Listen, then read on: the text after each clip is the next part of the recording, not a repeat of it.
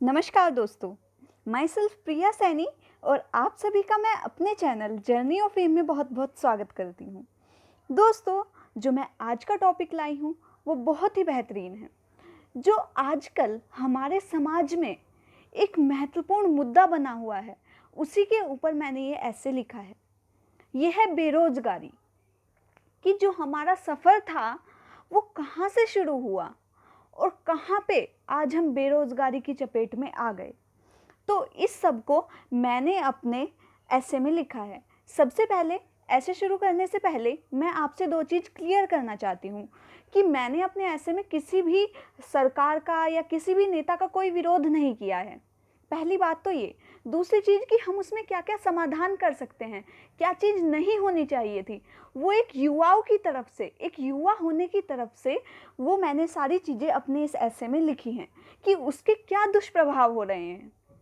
तो उसी को देखते हुए मैंने ये ऐसे लिखा है।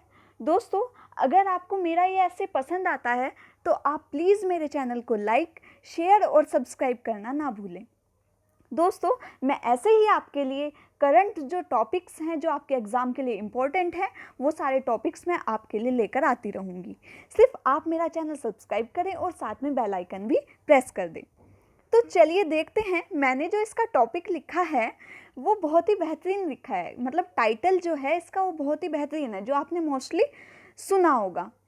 तो है, मैं देश नहीं बिकने दूंगा, जिसका जो विफल हो रहा है, क्या हो रहा है? बेरोजगारी। कहानी शुरू होती है इन प्रसिद्ध दो लाइनों से। सौगंध मुझे इस मिट्टी की, मैं देश नहीं बिकने दूंगा।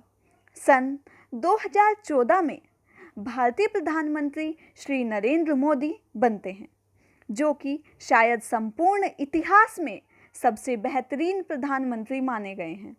इन्होंने सबका साथ, सबका विकास आदर्श वाक्य पर काम किया। इस बात से कदापि नकारा नहीं जा सकता कि हाँ, वास्तव में इस सरकार द्वारा कई ऐसे महत्वपूर्ण फैसले लिए गए जो कई वर्षों से उलझे हुए थे।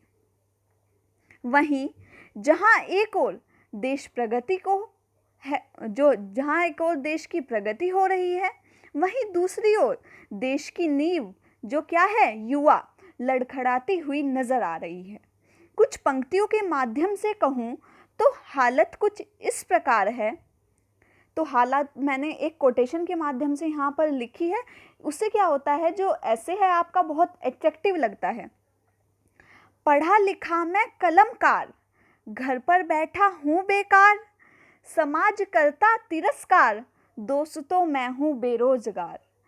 अब इससे बुरा क्या होंगे हालात, दोस्तों मैं हूँ बेरोजगार।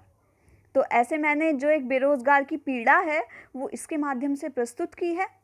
किसी भी देश की आर्थिक व राजनीतिक ताकत उस देश के युवाओं के कंधों पर टिकी होती है।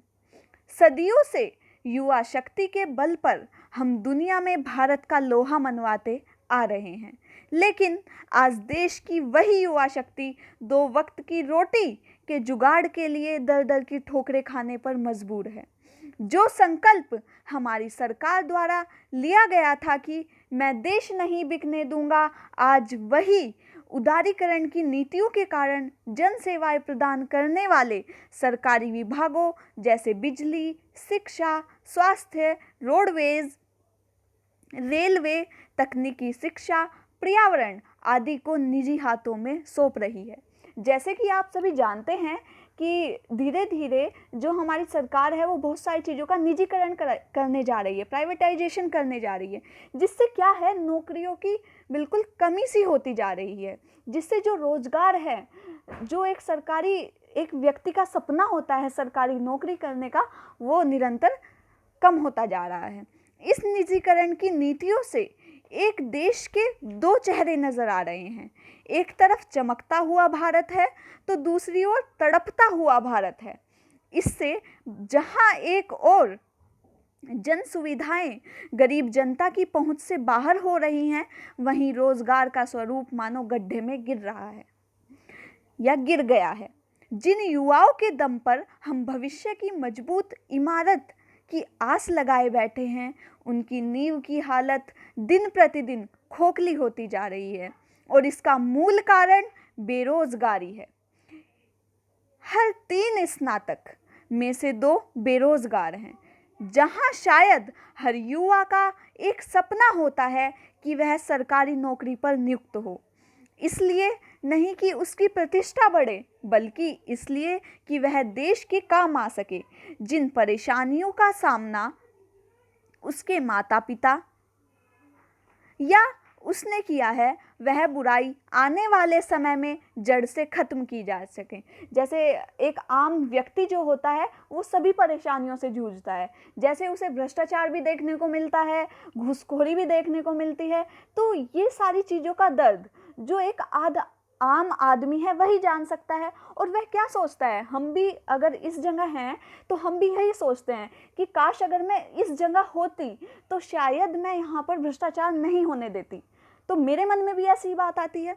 तो इसलिए मैंने ये लाइन लिखी है कि उसके माता पिता या उसने जो बुराइयों को देखा है उनको वो जड़ से खत्म कर सके। वर्तमान सरकार जिस निजीकरण से कई क्षेत्र निजी हाथों में हस्तांतरित कर रही है, ऐसे में शायद नौकरी तो कम होगी ही, साथ ही प्रतिदिन 28 से 30 युवा खुद को काल के गाल में झोंक देंगे। वर्तमान समय में देखा जाए तो एक कहावत है कि जब समय खराब हो तो ऊंट पर बैठे व्यक्ति को भी कुत्ता काट लेता है। यह कहावत बिल्कुल सटीक बैठती है। एक तरफ कोरोना के कारण जहां बेरोजगारी बढ़ गई है, वहीं दूसरी ओर यह निजीकरण का जो डंका चारों ओर बज रहा है, यह लाखों नौकरियां निगल रहा है। तो मार चारों ओर से एक साथ पड़ रही है। बार बार बस यही बात मन में आती है कि, अब इसे मैंने एक कोटेशन के माध्यम से रखा है, ए वक्त अब थोड़ा सा वक्त तू मेरे नाम कर दे और फिर वक्त के पहियों को जाम कर दे। कि थोड़ा सा वक्त मेरे लिए अच्छा हो जाए कि मैं कुछ अच्छे स्थान पर अच्छे पद पर बैठ जाऊं, तो फिर वही वक्त को जाम कर दे।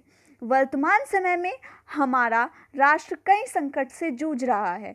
जहां नौकरियों का नामो निशान बहुत धुंधला होता दिखाई पड़ रहा है, वहीं हमारी जीडीपी अत्यधिक गिर गई है। गरीब व्यक्ति 2 वक्त की रोटी के लिए तरस रहा है। बेरोजगारी की मार उस व्यक्ति से पूछो जो कई डिग्रियां लेकर खाली बैठा है। वर्तमान समय में जिस आत्मनिर्भर भारत को लेकर उद्योगों पर बल दिया गया, अतः सर्वप्रथम आवश्यक है कि हर युवा के लिए रोजगार उपलब्ध कराया जाए और कई निजी क्षेत्र नहीं, सरकार भी आगे आती है। अब देखिए आगे मैंने क्या लिखा है, सरकार को रोजगार सृजन पर अत्यधिक या अधिक जोर देना होगा, क्योंकि अगर ऐसा नहीं हुआ तो आने वाली पीढ़ी के लिए असुरक्षा का माहौल बन जाएगा और आत्मनिर्भर भारत स्वप्न भी पूरा होता नजर नहीं आएगा। कि आत्मनिर्भर भारत कब होगा? जब हर एक व्यक्ति अपने पैरों पर खड़ा होगा, जब भारत में ही सारी चीज़ों का उत्पादन होगा। ये कब होगा? जब हर एक व्यक्ति को रोजगार मिलेगा। तो अगर बेरोजगारी इतनी है कि व्यक्ति को रोजगार ही नहीं मिल रहा है, तो आत्मनिर्भर भारत का जो हम सपना देख रहे हैं वो कैसे पूरा हो सकता है? तो उसी को देखते हुए मैंने ये लाइन लिखी है। और शायद इसका अंत यही होगा कि अब की बार बस कर यार, जैसे हमने पहले सुना था, अब की बार मोदी सरकार। तो अगर नौकरियों का ऐसे नहीं होता है तो शायद यही इसका नतीजा होगा। तो आवश्यक है कि सबसे ज़्यादा नौकरियां निकाली जाएं, जिससे जो अन्य मुद्दों पर ध्यान दिया जा रहा है उससे बेहतर है रोटी, कपड़ा और मकान, इन पर ध्यान दिया जाए। सिर्फ मेरा यही, इस ऐसे के माध्यम से मैंने आपके सामने ये अपना ऐसे रखा है, अपनी कुछ बात रखी है। दोस्तों, अगर आपको ऐसे पसंद आता है तो प्लीज़ मेरे चैनल को लाइक, शेयर और सब्सक्राइब करना ना भूलें। तब तक के लिए थैंक यू सो मच।